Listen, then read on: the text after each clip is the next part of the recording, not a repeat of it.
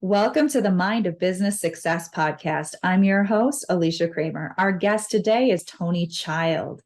I want to welcome you to the show, Tony. Let's kick things off by talking a little bit about your business. Can you tell us a little bit about what you are doing?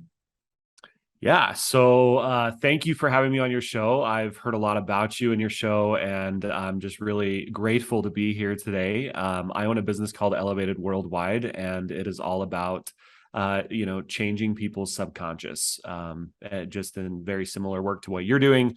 I really focusing in on making the quantum leaps, helping people make quantum leaps.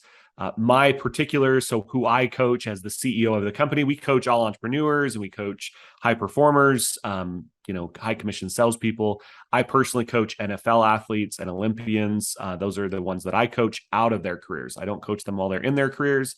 I coach them transitioning out of their careers. So that's who I coach. But yeah, just excited to be here. It's going to be awesome. So I think that this is a fun place to start because when we're talking about people who have achieved that type of, we could call it a level of success, to be an athlete. A lot of people aspire to be a professional athlete or to get into the Olympics. That requires a very, very solid mindset. You can't be wishy-washy. You cannot be wavering in your faith. You cannot be letting insecurities be roadblocks. And so now, from your perspective, working with these individuals, I would love for you to talk a little bit from your perspective. What is going on when you're coaching these individuals out of that, what has been essentially, in many cases, their obsession, their passion, their whole life, their whole self-image in some instances. What's happening there? I'm fascinated by, whenever you can get into somebody's mind that is, because you and I know, the average mind is it's all over the place. Yeah. So athletes, professional athletes in particular, what I call unconscious competence. When somebody asks them, how did you get to the highest levels of your arena, whether it's NFL, NBA, Major League, Olympics, whatever it is, somebody will come up and ask them, how did you do it? And their answer is the same. Like, I worked my butt off. Like, I worked really, really hard. And I know a lot of people that work harder than those athletes and don't go anywhere. And so their answer is very superficial. It's very what they've been taught their whole life, that you just got to work hard. They don't realize, though, that there are very internal and intentional things they've done with their mindset that actually got them to the very highest levels of athletics, with their self-image and how they're able to go through mistakes and just all the different components of athletics. So they're what I call unconscious competence. So my job as I come in, as I teach them, like, here's the actual things you did with your mindset that got you to the highest levels. Now let's transition that and let's use that in business. And that's where, they are super confident and they have incredible, mindset regarding their ability to play their game. But when it comes to business, when it comes to developing something outside of athletics, they're not just like the rest of us. They're probably worse than the rest of us. And so that's where the work really takes place, is showing them that, like, we can do this, just taking the same things you did to get the highest levels. Let's just transition that over here.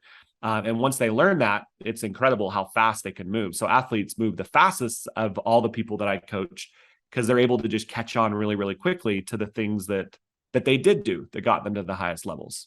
I absolutely love that. It is not uncommon. I see this also with people who are coming out of, say, a corporate career, and maybe they were in a C-suite position and they were doing really, really well for themselves. And now they're starting this whole new journey as a business owner, as an entrepreneur. Mhm. And some people love to just slap the label of like imposter syndrome on and things like that. And I always explain that's such an umbrella term, because what's going on here is really so much more multifaceted than just slapping some type of diagnostic term and then trying to deal with it at this superficial level. And we as human beings, we only have our current frame of reference, what is known in our subconscious mind. And what is known, you can develop that level of unconscious competence, and it can feel easy, and it can feel, in some cases, almost effortless, to varying degrees. But now when you're stepping into something that is unknown to the subconscious mind, even though you have all the skills and all the potential, you cannot bridge that gap between who you were then and who you are perceiving yourself to be now. There's a humongous disconnect. And it's just like anyone else who is, looking at something brand new and feeling kind of like, I'm from the Midwest, so the deer in the headlights, where you're just like frozen, in fear and overwhelm, because the mind cannot comprehend. So you're helping to distill that down and bridge those gaps, correct? Yeah, and really help with identity. Too many times we wrap in what we do with who we are, and athletes do. They do this time in and time out, from the time they're 4 years old and they picked up their first ball, or they started running, or whatever it is. And somebody asks them, like, "What do you want to do when you grow up?" It's like, "I want to be a professional athlete." And then when they're in junior high school and they're the star of their football team, or they're the star athlete, it's like, "What are you going to do?" "I'm going to be an athlete." And then when they're in high school and then in college, and somebody asks them, like, "Who are you?" It's, "I'm an athlete." Now it's not "I'm going to," it's "I am an athlete." And then they get to the highest levels of their game and somebody asks them, "Who are you?" It's, "I'm the best athlete." And then one day they get hurt, they get cut, they retire, and somebody asks them, "Who are you?" And they don't know. They literally don't know who they are. And that is the deep work that we do very, very first, is like, who are you? You are not what you do. And I would tell any listener out there, whether you're an aspiring entrepreneur, you're an employee that's going to leave and jump into an entrepreneur, or you're a military serviceman or woman and now you're going to be a civilian, like, you are not what you do. And too many times we wrap that identity into ourselves, and then when it's gone, that's where the floundering takes place. And who am I? And all these deep questions. It can be very painful as well to Yeah. feel as though your identity is taken away from you. I've worked with clients who are well established in their businesses and have historically done quite well for themselves, who are still wrestling with deep fears and insecurities that if something happens and they lose their business, who are they? Mm-hmm. And those are the types of things, I love that you start there, because those are the types of things that, if left unchecked, can create a lot of emotional distress for someone. Yeah. And if my identity is wrapped up in something that I'm currently not, and I'm trying to go somewhere else, there's just resistance. Mm-hmm. And it's constant. And unless we are able to move through the resistance and feel the resistance and get through it, like, they'll continue to revert back. There's statistics that show that like 78% of all professional athletes go bankrupt within 3 years of their playing career. And 87% of professional athletes come from poverty or below poverty levels. And so, like, they can hire all of the amazing financial people on the planet to help them with their finances, but 78% of them are going to go bankrupt. Why? Because of their identity as a poor person. That's their identity. And until they change that, until they get out of "I'm poor," and you can have all the riches in the world, but if you still identify with all the emotions of poor and poverty, then those things will continue to come back. So it's just that, who are you? And let's move you into this, who you really are. And it's not about what you do or what you like, who you believe you are, and all of these beliefs that we hold as kids. So yeah, it's deep work.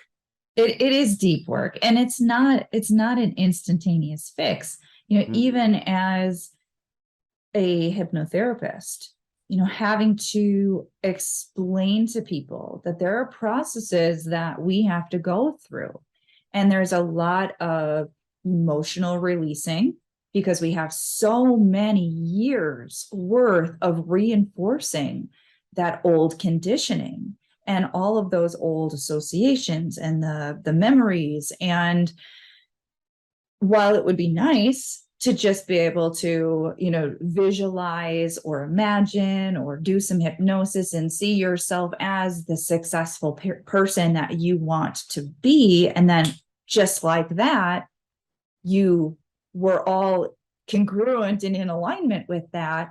That's not the reality. It requires now reprogramming, letting go of that old stuff little by little and reinforcing the new stuff so it becomes that new known in the subconscious mind.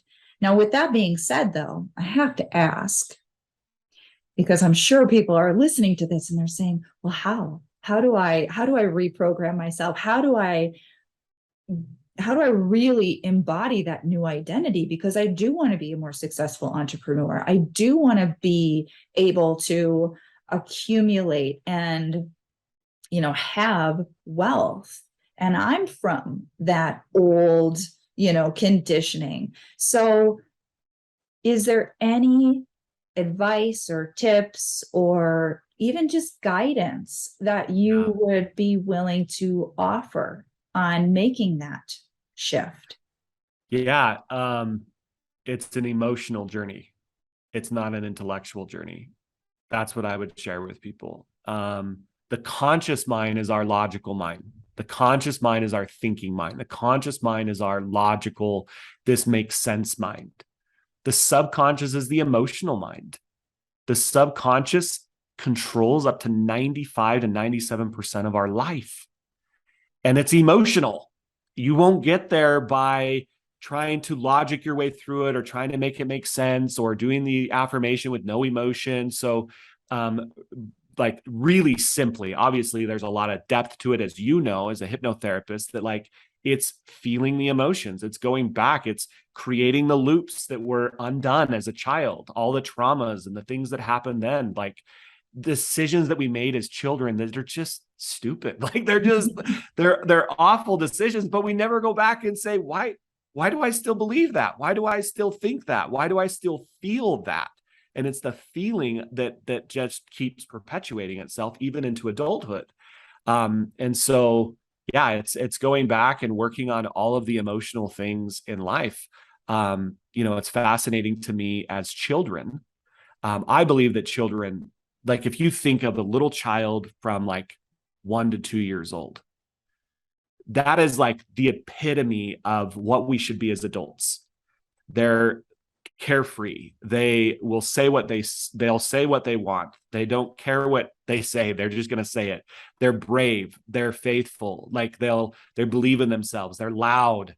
They're like, they'll just go after things. They're willing to walk. They're willing to fall. They're willing to take risks, and they don't take on this identity. Like, so as little children though, they also know how to process emotion. Mm-hmm. It's innate in them. They know how to do it. It's called screaming, hitting, like getting the emotion through the body. Once they throw their temper tantrum, then the emotion's out. It's gone. It's not, the energy's not in their body anymore. And you can, in 1 second, they're throwing this huge temper tantrum. And the next second, they're perfect. It's like, oh, yeah, I'm good now. Got it out of me. And what we do as adults is we say, stop it. Stop feeling your emotion. We don't do that. We don't throw temper tantrums. We don't scream. We don't feel. And from a really small age, these children, us, you, me, like all of us, we get taught to stuff emotion. Mm-hmm. And then those emotions, they just continue on. They'll just continue there until we're willing to deal with it, until they get to a breaking point and whether you believe in that being a midlife crisis or not, I kind of believe that that's this breaking point, a midlife crisis, when they like the emotions are now coming to the surface of like, I got to deal with this stuff. But why not deal with it earlier? Why not deal with it when we're 20 or 30 instead of waiting till halfway through our lives to deal with the emotion? And then people deal with it in a horrible way. They think that they need to go buy the cars or the things, or go and have affairs or whatever it is to deal with it, instead of just going and saying, no, this emotion, I got to deal with it. I got to deal with this energy. I'm so happy we're having this conversation. This is exactly the processes that I take my clients through as well. And it's critical.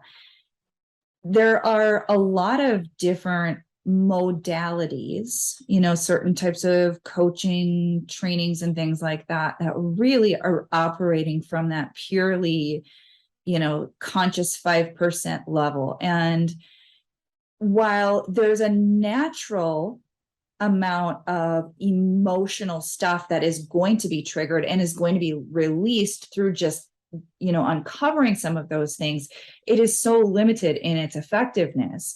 And one of the things that I always teach my clients, usually right there in the very first session, and it is reinforced through everything that we do together, is relearning how to properly process emotions. And a lot of people are afraid because they think that that means that they have to have the temper tantrum or the emotional upheaval or outburst or whatever, when in reality, we actually can process out a lot of that stuff in a much more gentle manner. But we have to be mindful that we are usually by default repressing that stuff because we've done it habitually so many times that now that negative feeling comes up. And like you said, we've been conditioned through our entire lives, essentially, from very, very young children.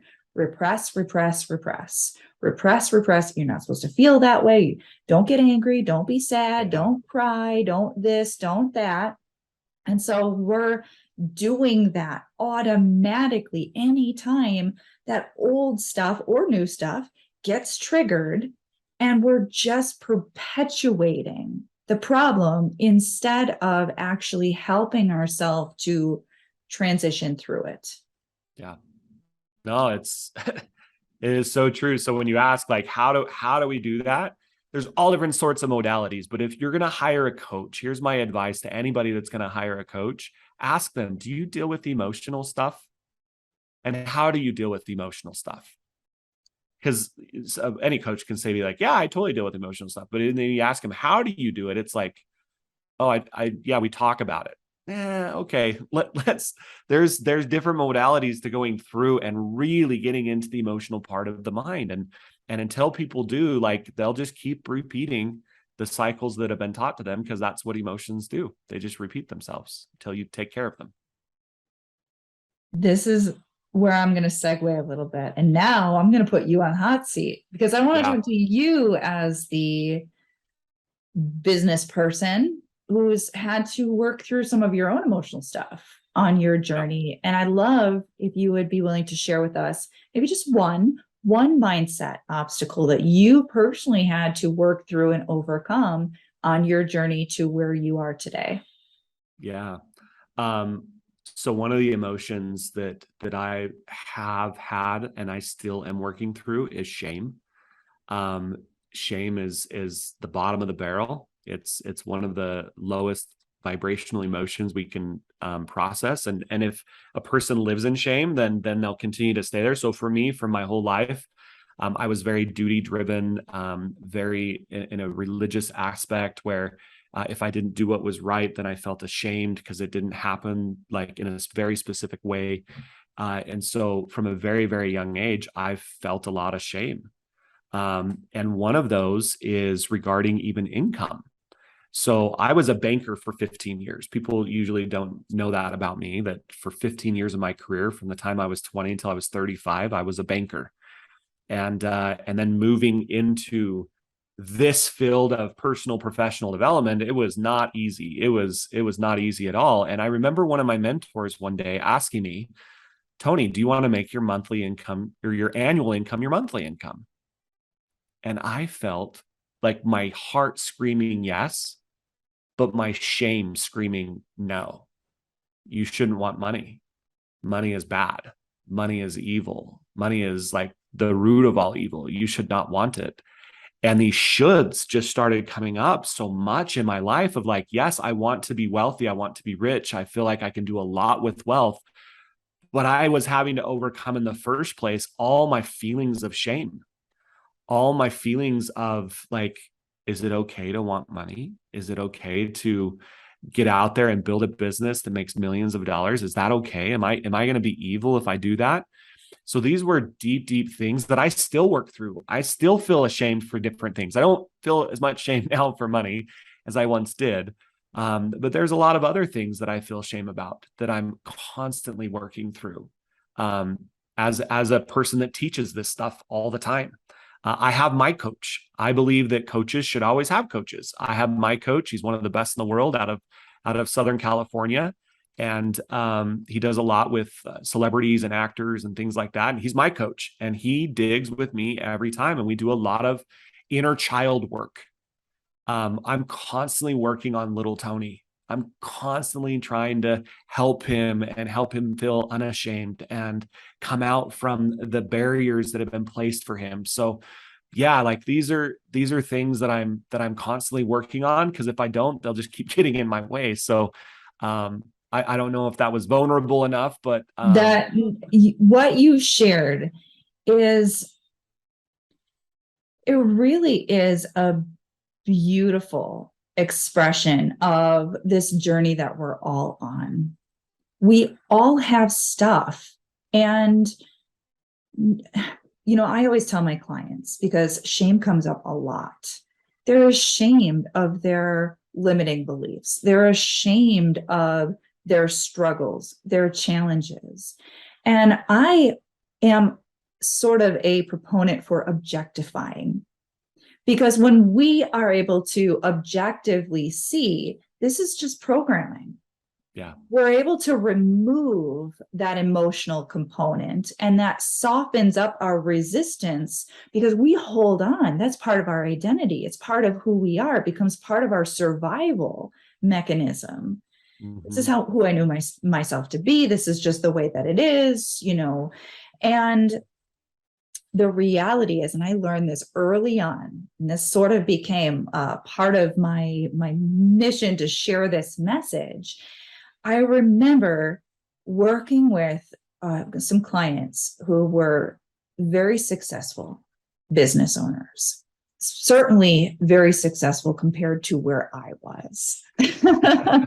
And quickly recognizing the depth of their insecurities, the depth of their shame, and how they felt so vulnerable and insecure, even amongst their peers, feeling less than, feeling like there was something wrong with them. yeah, And to get this taboo out of the way here, that somehow when you've achieved a certain status or a certain financial income level, that you've got it all figured out. Miraculously, the money just is able to completely dismantle an entire lifetime's worth of negative conditioning. And that's just simply not the case. Every one of us we're all doing our inner work. It is an ongoing journey through the rest of our life. Like it or not, it's just a part of being human. yeah. No, it's so beautiful of, the work that you're doing. And again, are we willing to go there? And a lot of people are so scared. They're so scared to like look what's underneath the covers, and say, oh, I don't know if I want to look at that stuff. And if we're not, then we can't progress. We can't go anywhere. And so I'm really proud. It really inspires me of my clients and the people that are willing to just go there, that are just willing to say, you know what, yeah, I'll go wherever you want me to go. And they do. And it just inspires me of like, man, that was hard stuff you just went through.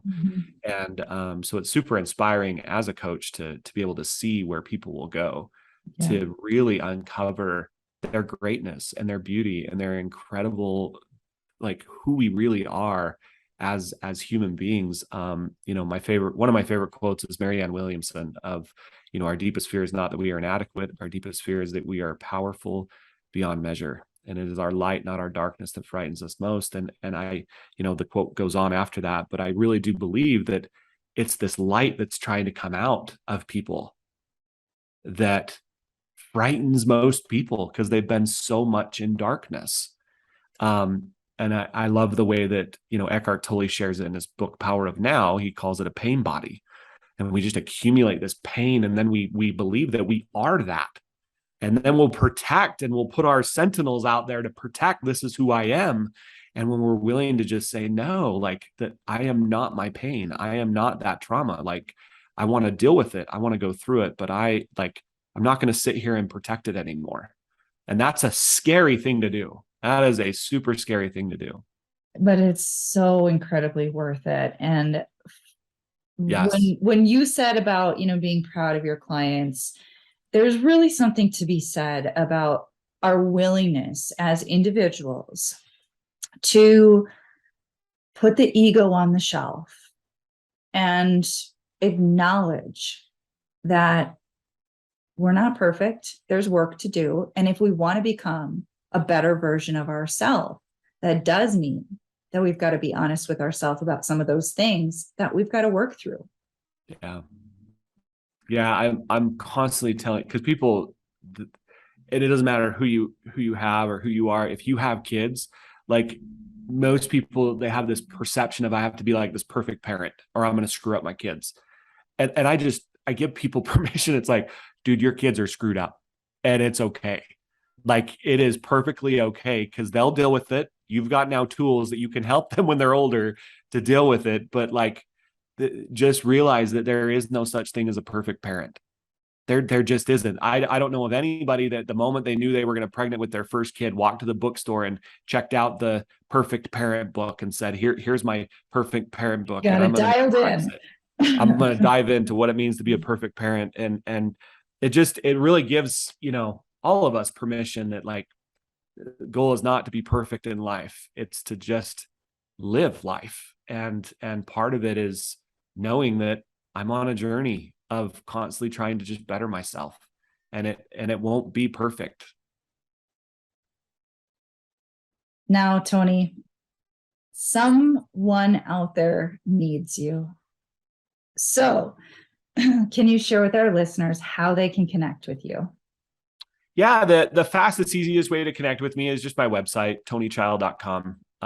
You know, there's access to all my different social media links and events that we're doing. We do events, in-person events called Pivot Point. They're 2-day events where, you know, for me, I was completely oblivious to this field of personal development, positive psychology, therapy. Like, I thought therapists you were bad or wrong, and that's when you needed a therapist. And just this whole concept. And it was an event that I went to, a positive psychology event where my whole life pivoted. And so those are, you know, the moments that I want to provide for people, is just for them to go from unaware to, wow, I need to do some more work. I have a lot of work to do. So Pivot Point is an event that we run. If you jump on our website, you can look more about that. We run them all the time. But yeah, tonychild.com, that's probably the best place to go and figure out what it is that I do and how you can work with us. I love it. I want to thank you so much, Tony. I know that this is it's a deep subject, and there's probably a lot more that we could have gone into on this subject for people. When someone is hearing this, I really do hope that it gives them a feeling of permission. Obviously, that's a permission that they need to give themselves, but sometimes we do need to see other people who we can look up to, whether it is somebody who has created a successful business, or it is a successful athlete, or whoever it is, because you know how psychology of the mind works, right? So we, like it or not, we're always reaching for that sort of validation. But to validate that this is a good journey to be on, that some of the most successful people in the world are on this journey and they're doing this inner work and they're willing to be vulnerable with themselves so they can get themselves to that next level. So I want to thank you so much for joining me today and having this conversation. Thank you. It has been a pleasure. And of course, thank you to all of our listeners. We really, truly are doing this for you. If you have not already subscribed, make sure you do so. And until next time, we will see you in the next episode.